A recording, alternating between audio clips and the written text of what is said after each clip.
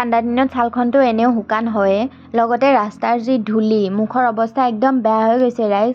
ব'লক আজি স্কিন কেয়াৰকে কৰোঁ। এচামুচ বেচন, এচামুচ চাউলৰ গুড়ি, এচামুচ আলুৰ ৰস আৰু এচামুচ গোলাপ জল লৈছোঁ।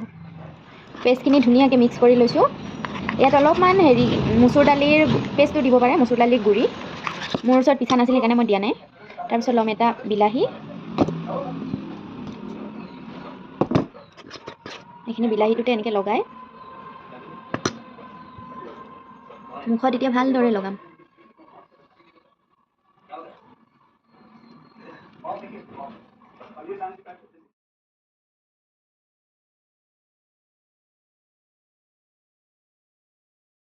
পেষ্টটো একদম ধুনীয়াকৈ গোটেই মুখখনতে ভালকৈ লগাইছোঁ। ক'লা ক'লা দাগ য'ত পৰিছে তাত অলপ বেছিকৈ দিছোঁ। অলপ ধুনীয়াকৈ স্ক্ৰাবিং কৰি প্ৰায় 20 মিনিটমান তেনেকৈ মুখখনত অলপ মাছাজ কৰিছোঁ।